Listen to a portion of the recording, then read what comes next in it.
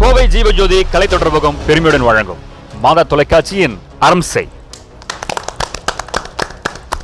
வணக்கம் அன்பான நேயர்களே, மீண்டும் இந்த நிகழ்ச்சியில் உங்களை சந்திக்கிறது ரொம்ப மகிழ்ச்சி. போன வாரம் நல்ல ஒரு தலைப்பை நம்ம எடுத்து பேச ஆரம்பிச்சிருக்கிறோம். எஸ், கிரீஃப்னஸ், அதாவது குழந்தைங்களுக்கு ஏற்படுகிற திடீர் அந்த ஒரு தாக்கம். குறிப்பிட்டு சொல்லணும்னா திடீர்னு ஏற்பட்ட அந்த வலி, துக்கம், சோகம் அப்படின்னு நிறைய அதை வகைப்பாடு சொல்லிகிட்டே போகலாம். இது குழந்தைகளுக்கு எப்படிப்பட்ட ஒரு ஒரு நடத்தையில் மாற்றத்தையும் அவங்களுடைய வாழ்வியல் மாற்றத்தையும் கொண்டு வருது? அது பெற்றோர்கள் அதை எப்படி சமாளிக்க முடியும்? இல்லை பெற்றோர்களுக்கே ஏற்படுகிற இப்படியான திடீர் தாக்கம், திடீர் சோகம், திடீர் துக்கம் எப்படி அவங்களுடைய குழந்தை வளர்ப்புலையும் அந்த மாற்றத்தை ஏற்படுத்துது அப்படின்றதான் நாம் பேச ஆரம்பித்தோம். ரொம்ப அழகாக அந்த டாபிக் பேச ஆரம்பித்ததில் இங்கே குழுமி இருக்கிற இந்த சிறப்பான அந்த வல்லுநர்கள் வைத்து தான் அதை பேச ஆரம்பித்தோம். போன வாரம் என்ன பேசணுன்றத நம்ம ஒரு சின்ன ரீகேப்ல பார்த்துட்டு வந்துடலாம். இந்த மாதிரி ஒரு துக்க நிலை இருக்கிற குழந்தை நான் கேள்விப்பட்டதே இல்லைங்க அப்படின்ற மாதிரி இருக்கிறவங்க யாராக அந்த story. 3 years I am experiencing with children. Okay, 5 வயசு பையன் தானே, அவனுக்கு என்ன தெரியும்னு சொல்லிட்டு அவங்க நினைக்கிறாங்க. என்னால் என்ன பண்ணுறதுன்னு தெரியல, பிகாஸ் சடன் டெத். அது இதே ரொம்ப சின்ன குழந்தைங்களா இருந்தால் it would have been very difficult. சில்ட்ரன்ஸோட நிறைய ஒர்க் பண்ணணுங்கிறதுனால ஸ்கூல்ஸில் ஒர்க் ரீகேப் பார்த்து முடிச்சிட்டோம். போன வாரம் அந்த தலைப்பில் என்னென்ன பேச ஆரம்பிச்சோன்றதை நம்ம தெளிவாக நமக்கு தெரிஞ்சிருச்சு. தொடர்ந்து நாம் இதே தலைப்பில் என்னென்னலாம் பேச போகிறோன்றதை நம்ம தொடர்ந்து பேசலாம்.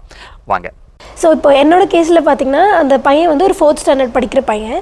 ஸோ அம்மா அப்பா 2 பேருமே ஒர்க்கிங் தான். ஸோ அவங்கள பொறுத்த வரைக்கும் என்னென்னா பையனை சந்தோஷமாக வச்சுருக்கணும் அப்படின்னா இப்போ விளையாடுறதுக்கு பொருட்கள் வாங்கி கொடுக்குறது, அப்புறம் அவங்களுக்கு கேர்டேக்கர் ஒருத்தங்க இருக்காங்க, வீட்டில் பார்த்துக்கிறதுக்கு இருக்காங்க, தாத்தா பாட்டி இருக்காங்க.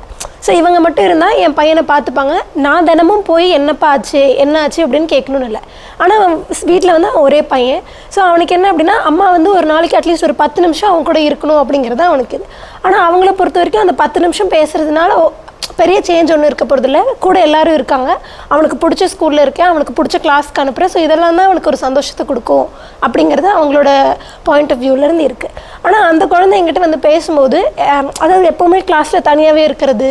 அப்போ அவங்க கிளாஸ் டீச்சர் மேம் இப்போ எப்போவுமே தனியாக இருக்கான், லைக் ஒரு 2-3 டெஸ்ட்டில் ரொம்ப கம்மியாக மார்க் வாங்குறான், நல்லா படிக்கிற பையன் தான், என்னாச்சுன்னு தெரியல அப்படிங்கும்போது அது என்ன கண்டுபிடிச்சிருக்காங்க அப்படின்னா அவங்க அம்மா அப்பாவுக்கு ஒரு சின்ன சண்டை இருந்திருக்கு. பையன் தூங்குறான்னு நினச்சி வீட்டில் அவங்களுக்குள்ள சண்டை இருந்திருக்கு. ஆனால் தூங்குறான், அவனுக்கு எதுவும் தெரியல அப்படின்ற மாதிரி அவங்களுக்கு இருந்திருக்கு. அவன் 4th ஸ்டாண்டர்ட் படிக்கிற பையனுக்கு அந்த ஒரு அண்டர்ஸ்டாண்டிங்கும் இருந்திருக்காது. ஸோ அப்போ நமக்கு தெரியாமலே ஏதாவது நடந்துடும், அம்மா அப்பாவுக்கு ஏதாவது சண்டை ஆகிடும் அப்படிங்கிறது அவனுக்கு அது மனசுக்குள்ளே இருந்து உறுத்திட்டே இருந்திருக்கு. யார்கிட்ட சொல்கிறதுன்னு அவனுக்கு தெரியல. ஸோ இப்போ சின்ன சின்ன மாற்றங்கள் இருக்கிறது கூட அவங்க சரியாக சாப்பிட்றதில்ல, சரியாக தூங்குறதில்ல, ஃப்ரெண்ட்ஸ் கூட நார்மலாக பேசுறதில்ல, படிக்கிறதில்ல கான்சென்ட்ரேட் பண்ணுறதில்ல. ஆனால் இதெல்லாம் அவங்ககிட்ட லேகாக இருக்குது அப்படிங்கிறது அவங்க பேரண்ட்ஸ்க்கே தெரியல. அவங்களுக்கு அவங்களோட இஷ்யூஸ், அவங்களோட பிரச்சனை பெருசாக இருக்கிறதுனால அதில் அவங்களால ஃபோக்கஸ் பண்ண முடியல. அவங்களுக்கு தேவை அவங்கள கேர்டேக்கர் பார்த்துப்பாங்க. இதை விட்டால் பேரண்ட்ஸ் மீட்டில் போய் பாட்டி தாத்தா தான் most of the time parents மீட்டுக்குமே வருவாங்க, அம்மா அப்பா வர்றதில்லை.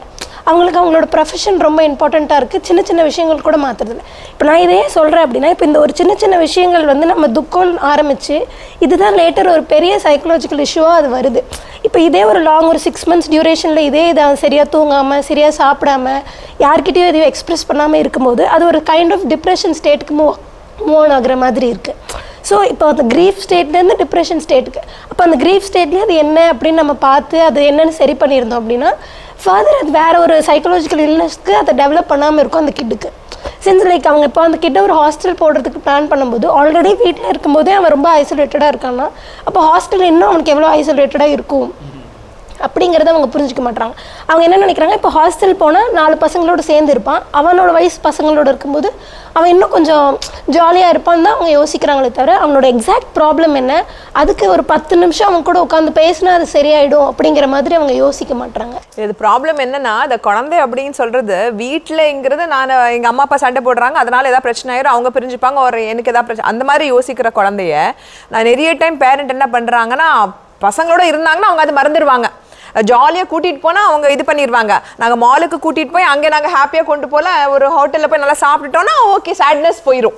ஸோ தே திங்க் நீங்கள் சொல்கிற மாதிரி ஒரு ஏதாவது ஒரு பொருட்களை வாங்கி கொடுக்குறதுமோ இல்லைன்னா எங்கே ஒரு கூட்டிகிட்டு போனாலும் அந்த ஒரு சேட்னஸ் போயிடும். அதுதான் நம்ம ஆஸ் அன் அடல்ட் நாங்களும் அப்படிதானே பண்றோம். ஐயோ ரொம்ப சோகமா இருந்தா மெட்டீரியலிஸ்டிக்கா பீப்புள் மாறிட்டே வராங்க. லைக் பொருள் வாங்கி கொடுக்கறதுல சந்தோஷம் இருக்கும், அந்த 10 நிமிஷம் ஸ்பெண்ட் பண்றது அவங்களுக்கு பெருசா தெரியல. இப்போ நான் அவனுக்கு ஒரு ஐஸ்கிரீம் வாங்கி கொடுத்தேன்னா சரியாயிடுவான், அவனுக்கு பிடிச்ச சாக்லேட் வாங்கி கொடுத்தா சரியாயிடுவான். ஆனா அது அப்படி சரியாகிற விஷயம் இல்லை. அப்போதைக்கு மட்டும் தான் ரெடி ஆகும். பெர்மனெண்டா இருக்கிறது தான் பாக்குறாங்க, சாரி டெம்பரவரியா இருக்கிறது தான் பாக்குறாங்களே தவிர பெர்மனெண்டா அந்த கிட்டை எப்படி சேஞ்ச் பண்ணணும் அப்படிங்கிறது பேரண்ட்ஸ் கிட்ட இருந்து அந்த சப்போர்ட் இல்லை அப்படிங்கிறதே ஒரு பெரிய இஷ்யூவாக இருக்குது. எனக்கு டாக்டர் நம்ம லாஸ்ட் பழைய ஒரு எபிசோடில் நம்ம அந்த நியூ பார்ன் பேபி ஃபீடிங் பண்ணுற அந்த இதில் பற்றி பேசிட்டு இருந்தப்போ ஐ வாஸ் ஸோ ஷாக்டு. என்னென்னா எனக்கு ஒரு பெரிய ஓப்பனாக ஆச்சு. அது டாக்டர் சொன்னாங்க, குழந்தைக்கு மன அழுத்தம் வருது. எங்கே வருதுன்னா முதல்ல அது தன்னுடைய தாய்ப்பாலுக்கு அழும் பொழுது கிடைக்க டைம் ஆச்சுனாவே அங்கே ஒரு மன அழுத்தம் வருதுன்னு சொன்னாங்க. எனக்கெல்லாம் தூக்கி வாரி போட்டுச்சு. பிறந்த குழந்தைக்கு மன அழுத்தம் வருதான்னு. இப்போ இதுதான் இப்போ நீங்கள் சொன்ன விஷயம் அதுதான் எனக்கு மனசில் படுது. அதாவது நம்ம எல்லாருமே அது தாண்டி போயிடுறோம். மெட்டலிஸ்டிக் பக்கா சூப்பரான வேர்டு. பொருள் சார்ந்து அந்த குழந்தைகளை நம்ம சரி செஞ்சிடலாம். அவங்களுடைய மனநிலை நீங்கள் ஒரு சின்ன சாக்லேட் வாங்கி கொடுத்தா எந்த மாதிரி சமாளிப்பான், அதையே கொஞ்சம் பெரிய லெவலில் வாங்கி கொடுத்தா எந்த அளவுக்கு ஓகே சிரிச்சிட்டான் விட்டுரு அப்படின்னு போயிடும். ஆனால் அது உள்ளுக்குள்ளே ஏற்பட சொன்னல காலில் அடிப்பட்ட காயம், அது உள்ளுக்குள்ளாரியே இருந்து அப்படியே மயமயன்னு இருந்து கடைசியில் பெருசாகிற மாதிரி அது எவ்வளோ. நான் நினைக்கிறேன் இந்த கிரீஃப்னஸ் இந்த துக்கத்தை சும்மா சாதாரணமாக துக்கம்னு சொல்லாமல், மேபி நீங்களாம் சைக்காலஜிஸ்ட்டு சைக்காட்டிஸ்ட்டு, நான் வாத்தியார் தான் இருந்தாலும் ஒரு வார்த்தை சொல்ல எனக்கு ஒரு இது மனசில் பட்டுச்சு. ஒருவேளை எங்களுக்கு அது கொஞ்சம் மைண்டுக்குள்ளே நிற்குமான்னு பார்க்குறேன். திடீரென ஏற்பட்ட பேரதிர்ச்சி அப்படி வச்சுக்கலாமா நான் யோசிக்கிறேன். ஏன்னா இது நான் இப்போ ஒவ்வொருத்தரும் சொன்ன மாதிரி இப்போ அப்பா அம்மா செப்பரேஷன் திடீர்னு நடந்துச்சு, அவன் ஏற்றுக்க முடியல. இப்போ நீங்கள் சொன்னது அதே தான், திடீர்னு ஏற்படுது, திடீர்னு அப்படின்ற அந்த ஒரு பேசிக்கா பாத்தீங்கன்னா அவங்க போற பாதையிலேருந்து இப்படிதான் நடக்கும்னு பிளான் பண்றோம். ஆனா டப்பாலுன்னு ஏதோ ஒரு வால் விழுகுது. அப்போ நம்ம என்ன பண்றோம்? இப்போ ஃபார் எக்ஸாம்பிள் நம்ம சொல்றோம், இந்த என்ன சொல்றது, வார் நடக்குது, ஃபைட் நடக்குது, சடனா நடக்குது. இப்போ நம்ம ரெடியே இல்லைங்களா? அதே மாதிரி தான் இட் இஸ் ஹேப்பனிங். நீங்க சொல்ற பாயிண்ட் கரெக்ட் தான். It is sudden, unexpected, shocked. அதுதான். ஸோ அவங்களுக்கு அது பிளான் மைண்டில் இல்லை, ரெடியாக இல்லை, ப்ரிப்பேர்டாக இல்லை பேசிக்காக. நேயர்களே, ஒரு சிறிய இடைவெளிக்கு பிறகு மீண்டும் சந்திப்போம். இது மாதா தொலைக்காட்சியின் அரம்சை. Welcome back. இது மாதா தொலைக்காட்சியின் அரம்சை. தொடர்ந்து நிறைய பேச போகிறோம், வாங்க. ஸோ ஒரு குழந்தைக்கு பேசிக்காக நம்ம பார்க்கும்போது அவங்க வீட்டில் இருக்க சப்போர்ட் ரொம்பவே தேவை. ஃபஸ்ட்டு விஷயம் அது மட்டும்தான். அது ஒரு பையனுக்கு நான் ஃபேஸ் பண்ணதில், அந்த பையனோட அப்பா அம்மா அந்த பையன் சின்ன வயசில் இருக்கும் போதே ப்ராப்ளம் ஸ்டார்ட் ஆகுது. அவங்க கண்டினியூவாக சண்டை போட்டுகிட்டே இருக்காங்க. சின்ன விஷயத்துக்கு பேரண்ட்ஸ்குள்ளே அண்டர்ஸ்டாண்டிங் இல்லை. அப்பாவாகட்டும் அம்மாவாகட்டும், அந்த குழந்தைக்கு அவங்க 2 பேர் தான் உலகம் சொல்கிறதே. அந்த மாதிரி தான் அந்த குழந்தையும் பார்க்கும். எங்கே வெளியே போனாலும், ஃப்ரெண்ட்ஸ் மீட் பண்ணாலும், கொலீக்ஸ் யார் என்னவா இருந்தாலும், ஃபைனலாக நம்ம வீட்டுக்கு வரோம் அப்படிங்கும் போது நம்ம அப்பா அம்மா நமக்கு ஒரு சப்போர்ட் இருக்காங்கன்னு நினைப்போம். அதுவே அந்த பையனுக்கு கிடைக்கல. சின்னதுலேருந்தே நிறைய சண்டை பார்த்து ஒரு சர்டன் பீரியடில் பேரண்ட்ஸ் செப்பரேட் ஆகிட்டாங்க. ஸோ அந்த பையனுக்கு என்ன பண்ணணும்னு தெரியல. மணி ஆகட்டும், ஃபுட் ஆகட்டும், ஸ்டே பண்ணுற இடம், எதுவுமே என்ன பண்ணணுங்கிறது தெரியல. சப்போர்ட் நமக்கு யார் இருக்கா? அப்பா அம்மாவே சண்டை போட்டு செப்பரேட் ஆகிட்டாங்க. அப்பா கூட இருக்கார், பட் அவரும் வேற ஒரு விஷயத்தில் வேற ஒரு இதில் கான்சன்ட்ரேட் பண்ணிட்டு பையனை பார்க்காம ரொம்ப லெத்தஜிக்காக அப்படியே விட்டுட்டு அந்த பையனுக்கு எல்லா பேர்டனும் தலையில் அந்த சின்ன வயசுலேயே வருது. ஸோ அப்படி வரும்போது அவன் என்ன பண்ணணும் ஏது பண்ணணும்னு தெரியல. பட் அவன் என்ன பண்ணுறான், ஓகே வீட்டில் நமக்கு இப்படி இருக்குது, நம்ம ஃப்ரெண்ட்ஸ் அப்போது நிறைய ஜாயின் ஆகுறாங்க. அந்த டைமில் ஃப்ரெண்ட்ஸ் கூட சேர்றது, ஃப்ரெண்ட்ஸ் கூட பழக்கிறது. பட் அந்த இடத்துலையும் அந்த பையனுக்கு ஒரு ஃபீல், அந்த மாதிரி அந்த க்ரீஃப் வருது. என்ன அப்படின்னா, அவங்களுக்கெல்லாம் இருக்கே எனக்கு இல்லையே, அவங்க பேரண்ட்ஸ் பார்க்குறாங்களே எனக்கு பார்க்கலையே. அந்த இடத்துலையும் அந்த பையன் ஒரு ஏமாற்றம் பிரேக் ஆகுறான். அவனுக்கு நெக்ஸ்ட்டு என்ன பண்ணணும், ஒவ்வொரு இடத்துல கால் வைக்கும் போது எனக்கு ஒரு பிரச்சனை வந்துட்டே இருக்குது, நான் கஷ்டப்பட்டுட்டு தான் இருக்கேன், எனக்கு அதுக்கு சொல்யூஷன் யார், நான் யார்கிட்ட போய் சொல்லுவேன். அந்த ஒரு டைமில் அந்த பையன் ரொம்பவே ஃபீல் பண்ணான். அவனுக்கு நான் கொடுக்குற அட்வைஸ் அப்படின்னா அந்த பையனா ஒரு சர்டன் பீரியடில் யோசிச்சு ஓகே இதுக்கப்புறம் நானாக படிக்கணும், நானாக மார்க்ஸ் ஸ்கோர் பண்ணணும், 10th ஆகட்டும் 12th ஆகட்டும். நெக்ஸ்ட்டு நான் ஒரு பார்ட் டைம் ஜாப் போகணும், அதில் வர மணி வச்சு நான் வீட்டில் மீன்ஸ் காமன் யூஷுவல் செலவு, அது போக என்னோட ஸ்டடீஸ்க்கு, அந்த மாதிரி அந்த பையனோட திங்கிங் சின்ன வயசுலேருந்து மெச்சூர்டாக மாறுது. அது ஹோப்ஃபுல்லி அந்த பையனுக்கு நல்ல விதமாக மாறினால ஹீஸ் ஓகே. பட் இதுவே வேறு விதமாக மாறி அவனோட பிஹேவியர்ஸ் வேறு மாதிரி மாறிச்சுன்னா டெஃபினெட்லி அது ரொம்பவே ஒரு அவங்க சொன்ன கேசஸ்ல அப்படியே போய் சப்ஸ்டன்ஸ் அபியூஸ் போறது அந்த மாதிரி. பட் இவன் கொஞ்சம் பாசிட்டிவா போறதுனால அது மேபி அவனுக்கு அந்த ப்ராப்ளம் அவன் school support makes lot of difference. நம்ம ஃபேமிலி என்வாயர்மெண்ட் அப்படின்னு நம்ம சொல்லலாம். எப்பவுமே சொல்ல ஒரு குழந்தைங்கிறது ஜீன் மட்டும் இல்ல, என்வாயர்மெண்ட் லைஃப் ஸ்டைல். என்வாயர்மெண்ட்ங்கிறது ஒரு ஸ்கூல் கோயிங் சைல்டுக்கு definitely school place a major role. Teachers, அங்கே இருக்கிற teachers play a major role. வீட்டில் ஏதாவது இந்த மாதிரி ரொம்ப பிரச்சனை இருந்தால் கண்டிப்பாக ஏதோ ஒரு டீச்சர் அங்கே உள்ள வந்து வா கண்ணா அப்படின்னு சொன்னாலே தே டூ ரியலி வெல். இல்லைன்னா ஒரு ஃப்ரெண்ட்ஸோட பேரண்ட்ஸு அந்த மாதிரி அதுவும் ஒரு என்வாயர்மெண்ட் தான். ஸோ அங்கே கிடைக்காததுல ஒரு 10% கூட இவங்களுக்கு கிடைச்சாலும் இவங்க டப்புன்னு ரெடி ஆயிடுவாங்க. பட் அந்த 10% கூட அவங்களுக்கு கிடைக்காதப்போ, ரெண்டாவது எக்ஸ்பிரஸும் பண்ண முடியாதப்போ தான் they will go become even worse. பார்த்ததில் நானும் நிறைய கேசஸ் பார்த்ததில் அவங்க சொன்ன மாதிரி அந்த சப்போர்ட் சிஸ்டம் ப்ராபப்ளி அவங்க ஃப்ரெண்ட்ஸோட பேரண்ட்ஸோ இல்லைனா ஸ்கூலில் ஏதாவது டீச்சரோ இல்லைனா கவுன்சிலர் யாராவது இருந்திருப்பாங்க ஸ்கூலில். Not all schools have counsellors. அந்த மாதிரி சப்போர்ட் கண்டிப்பாக கிடைச்சிருக்கும். நான் ஒரு பையன் பார்த்தேன், ஒரு 11th ஸ்டாண்டர்ட் பையன். கம்ப்ளைண்ட் என்னன்னா பையன் கிளாஸ்ல உட்காரவே மாட்டேங்கிறான், துருன்னு இருக்கான், யாரை டிஸ்டர்ப் பண்ணிட்டே இருக்கான், எதனா கையில கொடுத்தாலும் அந்த பென் நிப்பை உடைக்கிறது, ஃபோக்கஸே பண்ண மாட்டேங்கிறான். நம்ம உட்காந்து படிச்சு ஒரு ஆன்சரை படிக்க சொன்னாலும் அதுக்கப்புறம் திருப்பி ஒரு 1 hour கழிச்சு எக்ஸாம் கொடுத்தாலும் அவனால் அது எழுத முடிய மாட்டேங்குது, ஃபோக்கஸே வரல அப்படிங்கிற மாதிரி தான் என்கிட்ட அனுப்பிச்சு விட்டாங்க. அப்புறம் நான் அந்த பையன்கிட்ட நார்மலாக எல்லாமே பேசினேன். இது பற்றி ஸ்கூல் பற்றி என்னாச்சு, இல்லை என்னால் படிக்க உட்காந்தாலும் எனக்கு ஃபோக்கஸ் வரல அப்படி இப்படின்னு ஃபஸ்ட்டு செஷன் போல் அப்படி தான் சொன்னான். திருப்பி ஒரு வாரம் கழிச்சு திருப்பி கூப்பிட்டேன். திருப்பி என்னடா கண்ணா நடக்குது அப்படி இப்படின்னு கேட்டுட்டு அதுக்கப்புறம் ஃபுல்லாக ஹிஸ்ட்ரி எடுத்து பார்த்தோன்னா அம்மா அப்பா ஒரு அக்கா, அதுக்கப்புறம் பார்த்தீங்கன்னா இந்த ஒரு பையன். அந்த அக்கா அப்படிங்கிற ஒரு கேரக்டர் கோவிட் டைமுக்கு அப்புறம் அவங்க ஏதோ வில்லேஜில் இருந்து படித்து முடிச்சுட்டு வந்திருக்காங்க போல். அவங்களோட 18th பர்த்டே 18th பர்த்டேயில் ஏதோ சம் மிஸ் அண்டர்ஸ்டாண்டிங்கில் சூசைட் பண்ணிட்டாங்க, தூக்கு போட்டுட்டு அந்த அக்கா இருந்துருச்சு. ஓகே, ஸோ அது அன்எக்ஸ்பெக்டடாக சடனாக அவங்க எக்ஸ்பெக்டே பண்ணல. அப்புறம் சரி கண்ணா இப்படி ஆச்சு அப்படின்னு சொல்லிட்டு, அப்படியா நீ என்ன யோசிக்கிற? அப்புறம் அதுக்கப்புறம் மொல்லமாக சொல்கிறேன், நான் படிக்க உட்காரும் போது அந்த ரூமில் எங்கள் அக்காவோட கபர்டில் ட்ரெஸ்ஸஸ் இருக்கும். எனக்கு அங்கே உட்காந்தா எனக்கு எங்கள் அக்கா ஞாபகம் வரும். எங்கள் அக்கா எனக்கு காஃபி போட்டு வந்து கொடுப்பாங்க. இந்த ட்ரெஸ்ஸு பார்த்தா எனக்கு. அப்புறம் உங்கள் அம்மா அப்பா எப்படி இருக்காங்கன்னா, எங்கள் அக்கா நினச்சி அழுதுகிட்டே இருக்காங்க. அதனால் நான் போய் எங்கள் அம்மா கிட்டே எதுவுமே சொல்ல முடியாது. சொன்னாலே எங்கள் அம்மா அழ ஆரம்பிச்சிடுறாங்க. பூஜை போட்டாலே போடுவாங்க. பூஜை போடும்போது ரொம்ப எமோஷ்னல் ஆயிடுது. இதில் அவங்க கண்டினியூஸாக ஏதாவது ஒரு மந்த்லி ஏதாவது ஒரு ப்ரேயர் வருது, ஏதாவது ஒன்று வருது, அந்த மாதிரி ஏதாவது ஒன்று வந்துடுது, அவங்க ரொம்ப எமோஷ்னல் ஆயிடுறாங்க. அப்பா என்ன அப்பா அதை பற்றியே பேசுறது இல்லை. அவங்க ஏதோ நடக்காத மாதிரி, அந்த இஷ்யூவே நடக்காத மாதிரி எங்கள் அப்பா போயிட்டு இருக்காங்க. எனக்கு என்ன பண்ணுறதுன்னே எனக்கு தெரியல. அப்போ நான் கிளாஸ் டீச்சரை கூப்பிட்டு கேட்டேன். சொன்னாங்க எனக்கு அவங்களுக்கு ஒரு அக்கா இருந்ததே எனக்கு தெரியலீங்களே. அப்படிங்களா, அக்கா இருக்குங்களா அப்படின்னு கிளாஸ் டீச்சர் கேட்டாங்க.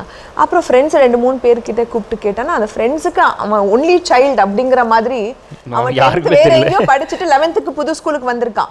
யாருக்குமே அந்த மாதிரி ஒரு ஃபிகர் இருக்கிறதுங்கிறது வீட்டில் இருக்கிறதுங்களே யாருக்குமே தெரியல. அதுக்கப்புறம் நான் பேரண்ட்ஸை வர வச்சுட்டு பார்த்தா அவங்க அம்மா ஆஸ் யூஷுவல் அழ ஆரம்பிச்சிட்டாங்க. இந்த பையன்ங்கிறது உட்காந்துட்டு இருந்தான். அவங்க அப்பாங்கிறது அது வரைக்கும் அவங்க சிஸ்டரை பற்றி பேசினதும் இல்லை, அந்த பையனோட டிஸ்கஸ் பண்ணதும் இல்லை. அன்னைக்கு நான் அந்த டாபிக் எடுத்து நான் சொன்னேன், பாருங்க இது உங்கள் பையன், நீங்கள் கண்டிப்பாக இதை பற்றி பேசணும்னு சொல்லி நான் இருக்கேன், நீங்கள் பேசுங்கன்னு சொல்லி அப்படி அலறாரு அவங்க அப்பா. அந்த பையன் ஷாக் ஆயிட்டா, எங்கள் அப்பா இந்த உலகத்தில் அழுததே இல்லைங்க, நான் பார்த்ததே இல்லைங்க அப்படின்றான். So it makes lot of a difference when you have to open up. அந்த அப்பா அன்னைக்கு அழுது, அந்த அம்மா அழுது, நானும் அன்னைக்கு அந்த செஷனில் நானும் சேர்ந்து தான் அழுதுருக்கேன். It is very difficult. ஏன்னா சம்டைம்ஸ் ரொம்ப எமோஷனல் ஆயிருது அதை பார்க்கும்போது. அதுக்கப்புறம் தான் அந்த பையனால் இப்போ தான் he's able to talk to his parents about the death of his sister. இல்லைன்னா அந்த டெத்தை பற்றி நான் பேசவே முடியாது. நான் வீட்டுக்குள்ளே போனால் ஒரு அம்மா உட்காந்து மாங்க அழுதுட்டு இருக்காங்க, ஒரு அப்பா இது நடக்காத மாதிரி போயிட்டு இருக்காங்க, வீட்டுக்குள்ளே அவள் ட்ரெஸ் போட்டிருக்காங்க, அங்கங்கே ஃபோட்டோ போட்டிருக்காங்க. நான் எப்படி என்னால் ஃபோக்கஸே வரலைங்க அப்படின்றான்.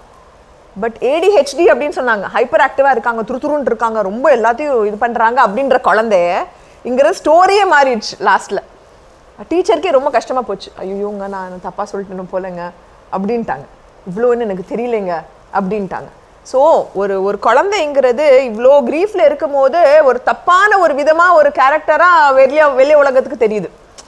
ஸோ அதுவும் நம்ம பார்க்கணும். எந்த குழந்தை தப்பு பண்ணாலும் அதுக்கு பின்னாடி ஒரு ஸ்டோரி இருக்கும், அதுக்கு கீழே ஏதாவது பிரச்சனை இருக்கும் அப்படிங்கிறத நம்ம கண்டிப்பாக நோட் பண்ணணும்.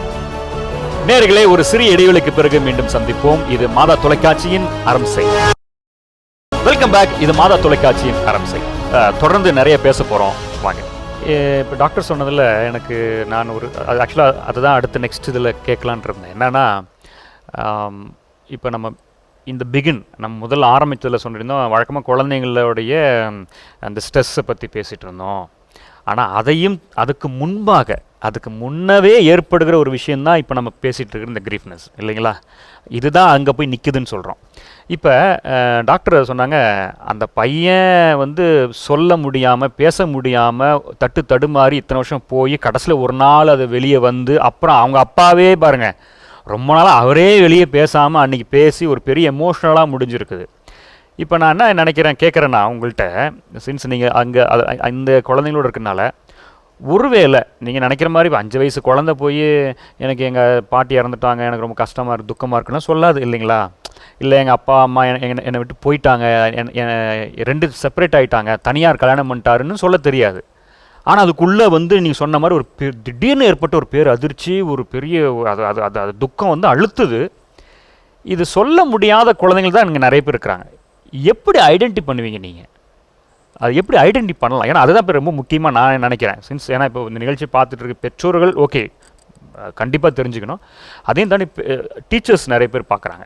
ஸோ இப்போ டீச்சர்ஸுக்கு இப்போ சொன்ன மாதிரி தான், என்னது அக்கா இருக்கிறாங்களா, என்னது இந்த பிரச்சனை இருக்குதா அப்படின்னு கடைசியில் குழம்பி நிற்கிற அந்த சூழ்நிலை. ஏன்னா அகாடமிக் சைடாக பார்த்துட்டு இருக்கிற அந்த டீச்சர்ஸு இவன் எந்த சப்ஜெக்டில் இப்போ ப்ளஸில் இருக்கான் மைனஸ்லாம் பார்க்குறவங்க, அந்த குழந்தைங்களுடைய உள்மனத்துக்குள்ளார இந்த மாதிரியான துக்க நிகழ்வு இருக்குதா, சொன்ன மாதிரி அது போன வருஷம் நடந்திருக்கலாம், 2 வருஷம் முன்னாடி நடந்திருக்கலாம், இல்லை பிறந்தப்போ இருந்திருக்கலாம், அந்த மாதிரி ஒரு பெரிய ஒரு பெரிய ஸ்டோரியே இருக்குல்ல.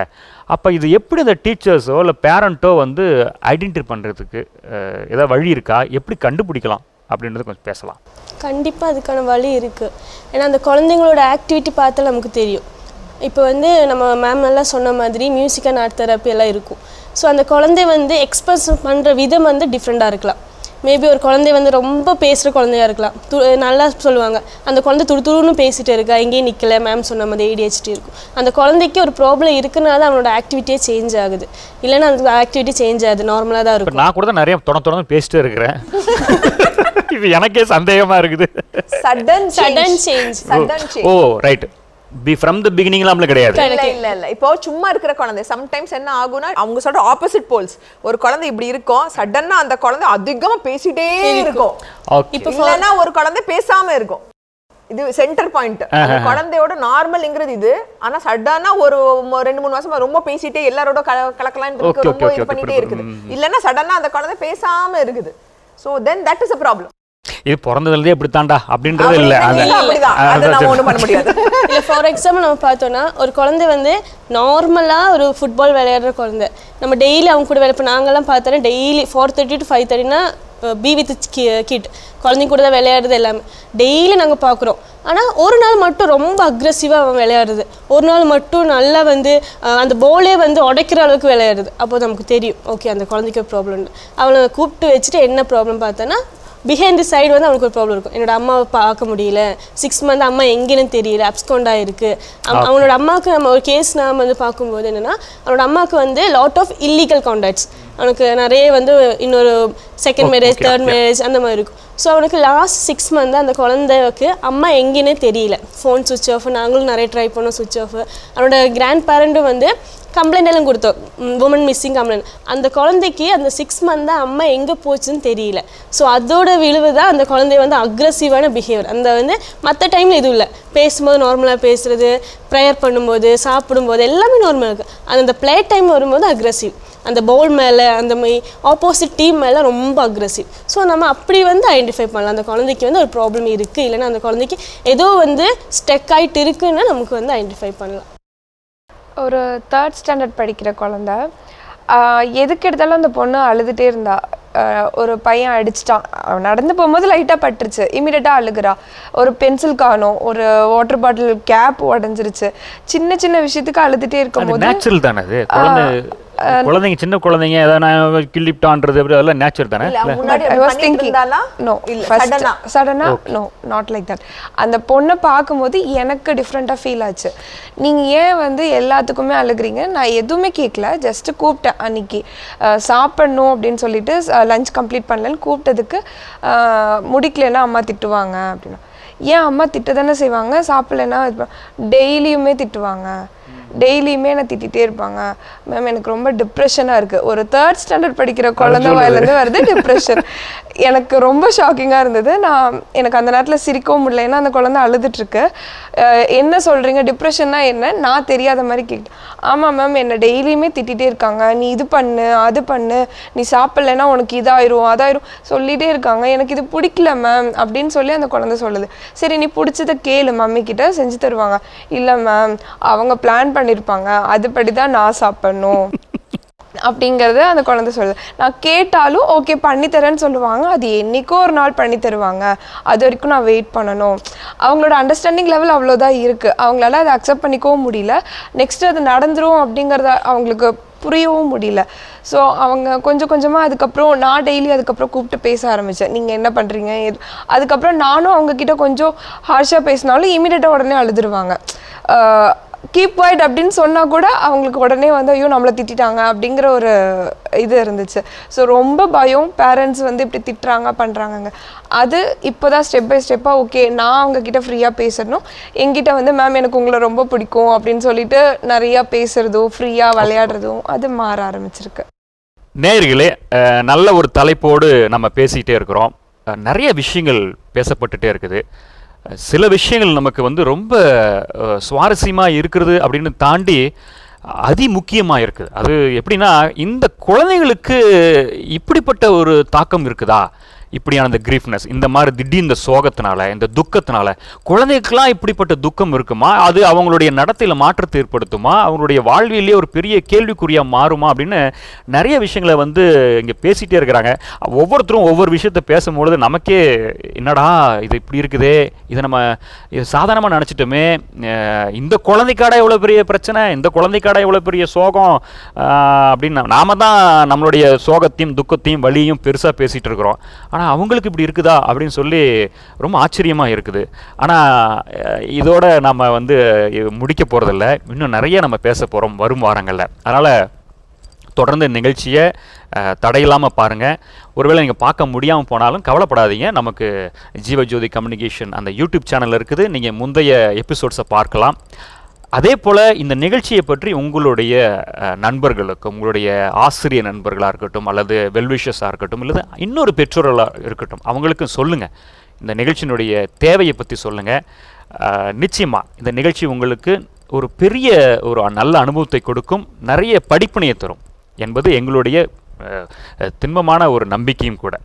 அன்பான நேயர்களே, தொடர்ந்து நாம் அடுத்த வாரமும் இந்த நிகழ்ச்சியில் அடுத்த தொடர்ச்சி என்ன பேச போகிறத பார்க்க போகிறோம். அதுவரை உங்களும் நாங்கள் விடைபெறுகிறோம். இது கோவை ஜீவஜோதி கலை தொடர்புகம் பெருமையுடன் வழங்கும் மாதா தொலைக்காட்சியின் அரம்சை. மீண்டும் அடுத்த வாரம் உங்களை சந்திக்கிறோம். நன்றி, வணக்கம்.